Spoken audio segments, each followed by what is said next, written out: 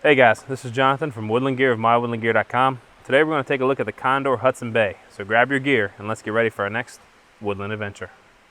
Alright, so here we have the Condor Hudson Bay. And as you can see, it is a massive knife. It's over 13 inches long. It weighs 1.28 pounds. Just the blade alone is 8.5 inches. The spine is a really stout, thick spine at 3/8 of an inch. So we got a lot of steel here that we're working with, a lot of metal. We're going to go ahead and do a couple tests on this later so you can see it, but I want to go ahead and give you an up-close shot and let you see how it looks in a hand and in use first and compare it to some other knives. Alright, so here are some of our common knives that we like to use and we've done videos on. This is just your standard Mora companion, a nice small little bushcrafty type knife. We got the Condor bush lore. A little bit stouter, beefier version, a little bit step up from the companion in my opinion. Then we got the strong arm, which is like a workhorse knife, very thick and robust. And then we got the Hudson Bay. Now the thing about the Hudson Bay, as you can see, it dwarfs all these knives. It is massive. It's closer really to using it as a machete if you really had to, I guess. But the blade thickness is incredible. You can see compared to the companion, it's probably like 3 companions wide. We got the bush lore here. Got some width on that too. But the strong arm, it's about the same width as the strong arm. They're pretty much similar in width, so that's pretty much a wash. But you can just feel the heft in your hand. You can feel the weight when you bring it down. You got that leverage. It's just good for processing a lot of work down and dirty if you had to, didn't want to carry an axe. The other thing is just like the bush lore, the Condor knives, a lot of them have this nice leather sheath, and this is real leather, handcrafted, nice thick, sturdy leather. I don't like how the belt loop moves. I'm not a big fan of that. But the other thing I really don't like is how far in this knife sits. There's no quick way to get this out if you had to. So in order to get it out, you got to pull it out and then grab it and then finish pulling it out. And that's just something I'm really not keen on, is having to pull it out. And then I would much rather just been like a little loop here and just been able to pull it all the way out safely instead of just only getting, you know, the 2 fingers on it that I can. But, you know, that's the downside in my opinion. All right, so first test we're gonna do is we're gonna try to take a sapling with this knife. Some are good at it, some aren't. Just depends on a lot, the thickness of the knife or the angle, but I don't think it should be a problem. So what we're gonna do is just gonna bend it over. You're gonna take your knife and cut into the bend.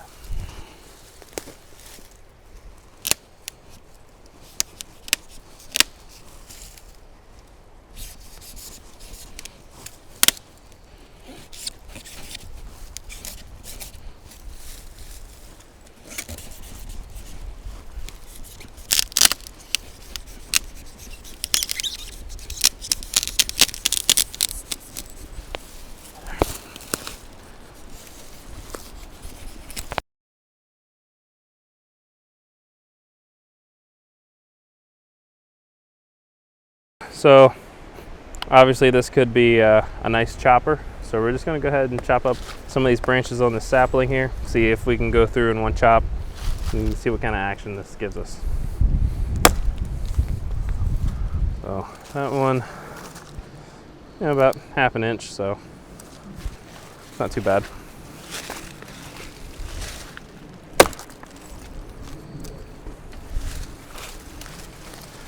Try this a little bit meatier section here.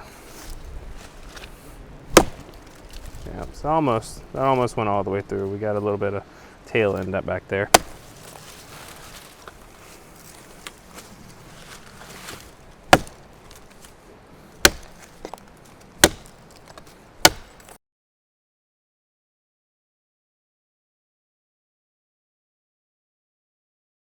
All right, so another thing we like to do is kind of work these thumb-sized pieces of green wood here. See what it's going to be like making trigger sets or any kind of camp crafts, because we like to use green wood a lot. So as you can see, it peels this bark off. It gets these really deep cuts. That's partly because the blade's so thick and heavy and hard to handle.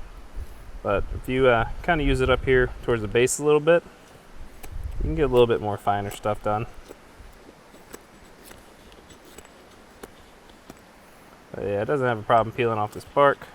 But I don't think I've ever met a knife that does have that trouble. So I just like to get it in use a little bit. See what it does carving out some of these gouges.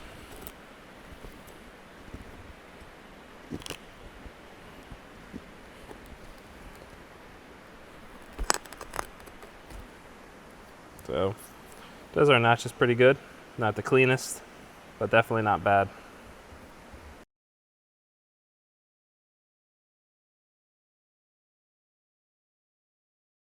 Next, what we're going to do is try to work some of this drier wood here. This is seasoned hardwood. We're going to try to do a little bit of feather sticking, which I don't have high hopes for this working, but again, just to show you what handling a larger knife is like in the field.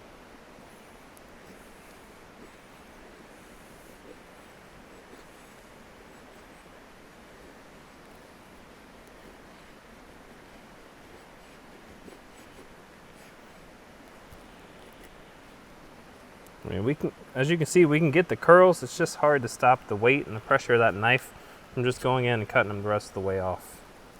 So you can definitely get the curls of a traditional feather stick. It's just a little bit harder to control and stop from getting those curls cut off. Like I said, if you're going to be doing fine work, just try to keep it down here towards the base of the blade, because this is where you're going to have the most control at.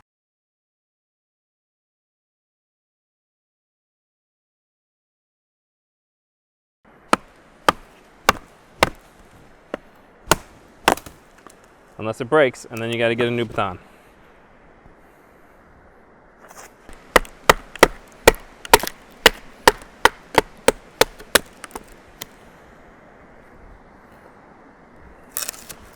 And that way, when we flip the log over to split it from the other end, we don't have to apply so much pressure.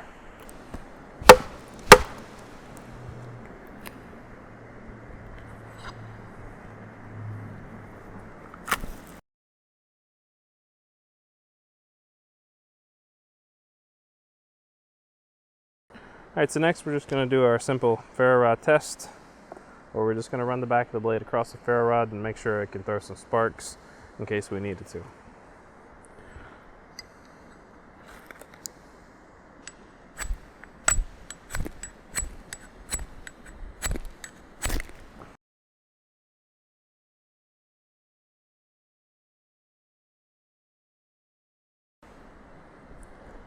There we go.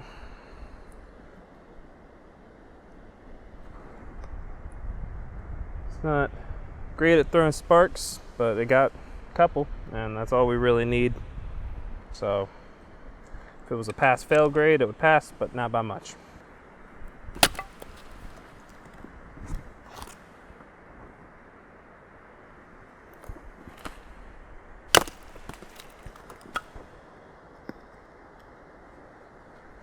That's too small. I don't know if I can have high hopes for this one. This one's the hard one to split.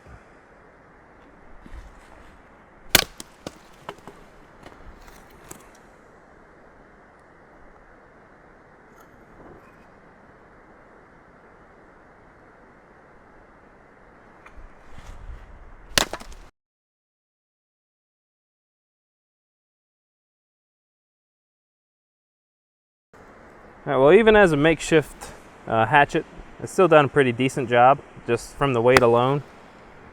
Split some of those tougher logs, especially the one we had trouble batoning through. Just it split right through it, split it in half. But the handle on the back, it's not very comfortable. That's another downside. It's not very ergonomic. It's not very comfortable with batoning. You feel every shock wave, every hit starts to hurt a little bit, and even when you just slam it down and chop it, you still feel it pretty good in the hand. But other than that, with that being said, if you're not too picky about that kind of stuff, this knife makes pretty good woodland companion. Just throw it on your hip or in your pack.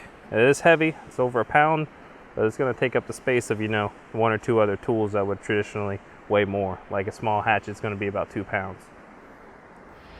But with that, if you like this video, make sure you give us a like, comment down below, or subscribe to our YouTube channel where you can find more videos just like this one. Thanks for watching, and remember, adventure is waiting.